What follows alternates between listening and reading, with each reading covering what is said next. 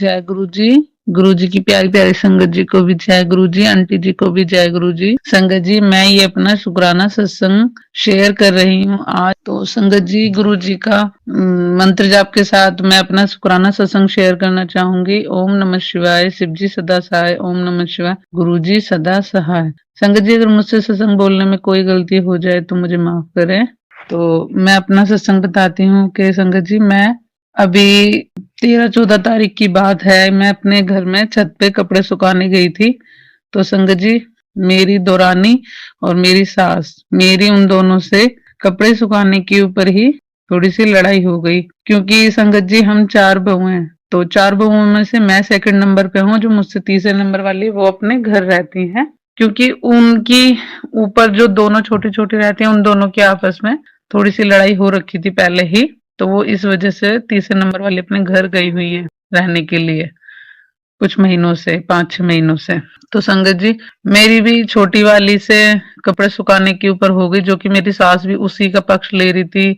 और जब मेरी जेठानी मुझसे लड़ाई करती तब भी वो उन्हीं का पक्ष लेती है, बड़ी वाली का, मेरी जेठानी का। तो संगत जी, मुझे लगता है शायद मेरी ही खुशियों को मेरी नजर लग गई, क्योंकि अभी 6 दिसंबर की मेरी सालगिरह थी। तो मैं 16 साल में पहली बार अपने घर से बाहर निकली थी, अपने हस्बैंड जी के साथ डुगरी मंदिर गई थी, गुरुजी ने बुलाया था।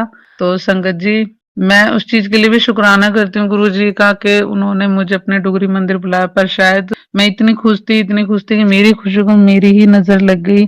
मेरी जेठानी, मेरी सास, मेरी दौरानी, इन सबको मेरे से इतनी जलन है, इतनी दिक्कत है कि मेरी खुशी इन लोगों से बर्दाश्त नहीं होती। ये मौका ढूंढती रहती है संगत जी मुझसे लड़ाई करने का। संगत जी, आप ही बताइए कि अगर वो मेरे चाचा की लड़की है, जो तीसरे नंबर वाली है, वो मेरी दौरानी भी है, मेरे चाचा की लड़की मेरी बहन भी है, तो अगर मेरे पास आती है और इन लोगों से लड़ाई उसकी हो रखी है सबसे, तो मेरी क्या गलती है संगत जी?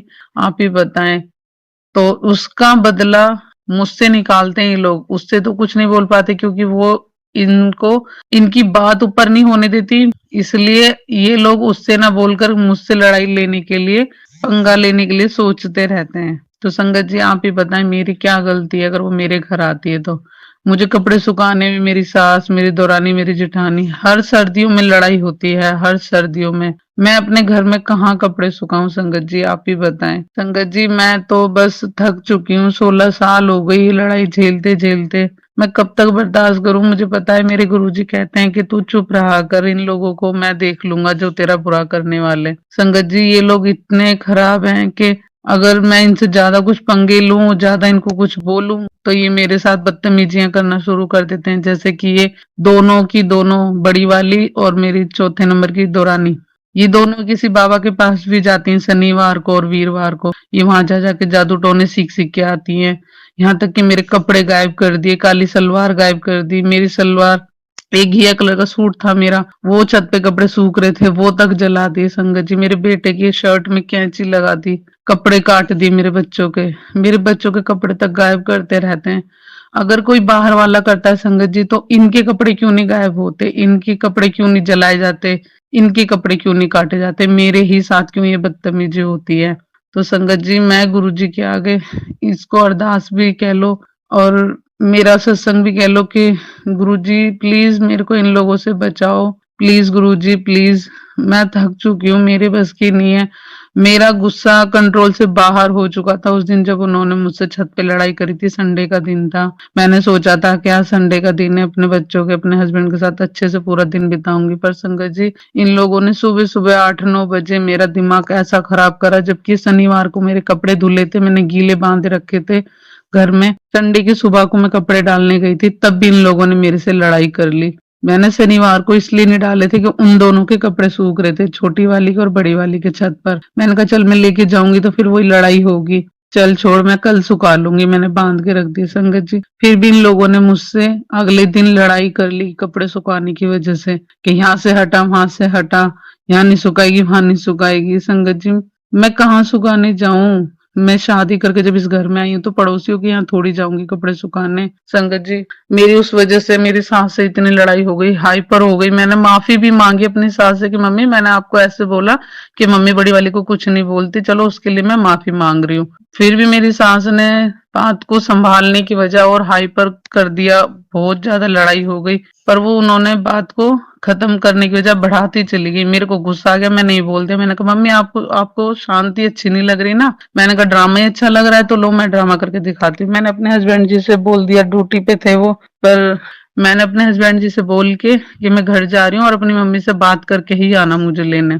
संगत जी, जब मेरे हस्बैंड घर आ गए ड्यूटी से तो मेरा भतीजा भी घर से आ गया था मुझे लेने। मैं अपने भतीजे के साथ घर चली गई, भूखी प्यासी, ना रोटी खाई ना कुछ। ऐसी ऐसी लड़ाइयाँ करवाई हैं संगत जी इन लोगों ने मेरे साथ। 16 साल से हमारी लड़ाई लड़ाई होती रहती है। बस जब से मेरे गुरुजी मेरे घर आए, 1 डेढ़ साल से थोड़ी सी शांति थी, फिर इन लोगों ने अपने जादू टोने शुरू कर दिए। यहाँ तक कि मेरे हस्बैंड जी की बरकत, नौकरी, घर में हमारे सब कुछ खुशियां बांध रखी इन लोगों ने।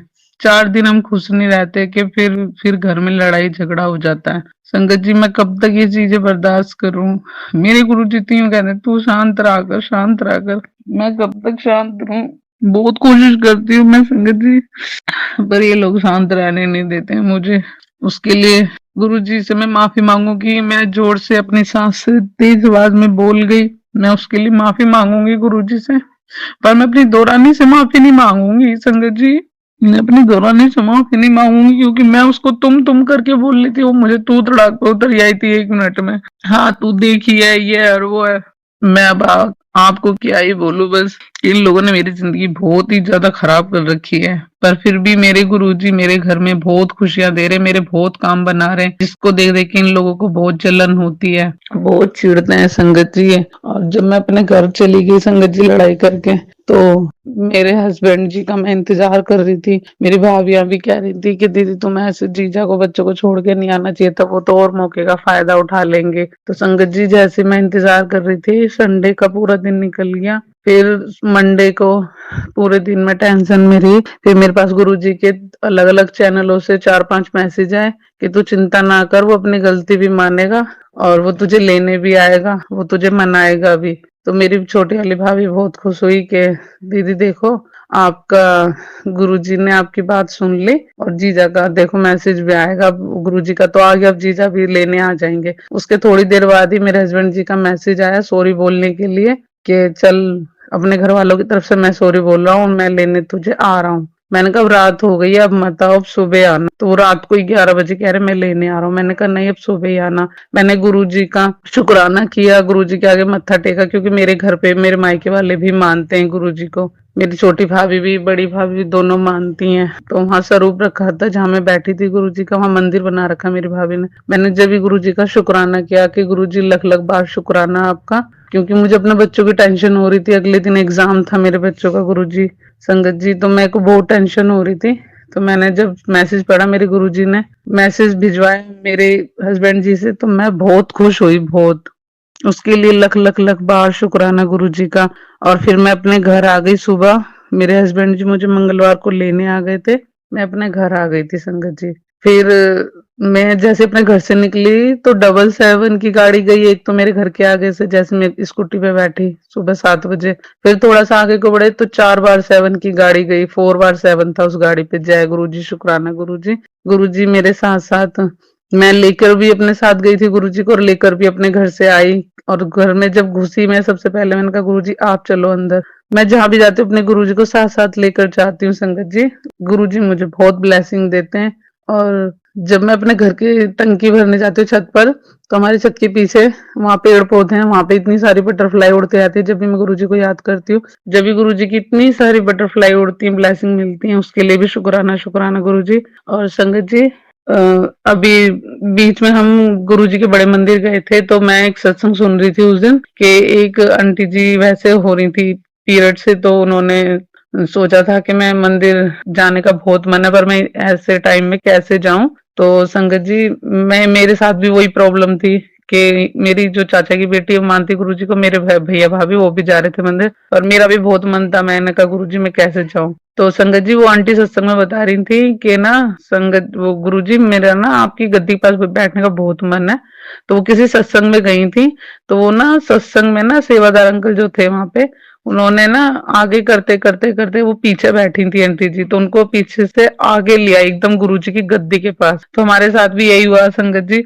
मैं जब मंदिर गई ना, बड़े बड़े मंदिर में, हम पहले तो बाहर बैठे थे, जो जो मैन गद्दी है गुरु जी की, वो जो मंदिर है उसके बाहर जो राउंड करके जो जहाँ सीढ़ियां है, वहां बैठे थे हम, चाय प्रसाद पी के वहीं बैठे होते। फिर जैसे उठाया कि जिसको लंगर प्रसाद खाना है तो आप लंगर हॉल में जा सकते हैं। तो संगत जी हम उठे, खड़े हुए, मैंने अपने भाई की तरफ इशारा करा कि मैंने कहा अभी अगर अंदर बैठाएंगे तो अंदर भी बैठेंगे। तो संगत जी वहां हम बिल्कुल गुरु जी की गद्दी के पास जाकर बैठे, जैसे कि मेरी बेटी सबसे आगे थी और मैं अपनी बेटी के पीछे थी। मैंने गुरुजी का तब भी लख लख बार शुक्राना किया कि गुरुजी मैंने ये तो बात अपने मन में सोची थी और आज आपने पूरी भी कर दी।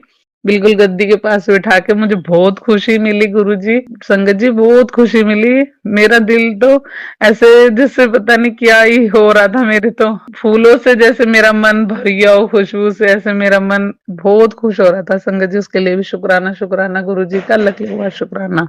तो संगत जी मैं अपना ये शुक्राना सत्संग यही विराम करती हूँ गुरु जी के मंत्र जाप के साथ। ओम नमः शिवाय, शिव जी सदा सहाय। ओम नमः शिवाय, गुरु जी सदा सहाय। जय गुरु जी, शुक्राना गुरु जी। संगत जी अभी हमने जो सत्संग सुना वो आंटी जी का था। आंटी ने हमारे साथ इतना खूबसूरत सत्संग शेयर किया, जिसके लिए आंटी जी का बहुत बहुत धन्यवाद। संगत जी अगर आपको भी ये सत्संग अच्छा लगा हो तो मेरे चैनल को सब्सक्राइब करें, वीडियो को लाइक एंड शेयर जरूर करें, क्योंकि हम जितना ज़्यादा इस सत्संग को लाइक एंड शेयर करेंगे, ये सत्संग उतना ज़्यादा ही गुरुजी की और संगत के पास जाएगा, जिससे अगर किसी भी संगत के किसी भी सवाल का जवाब अगर इसमें होगा तो वो उन तक पहुंच जाएगा। इसी के साथ मैं अपनी वाणी को विराम देती हूँ और सारी संगत नू मेरा जय गुरु जी।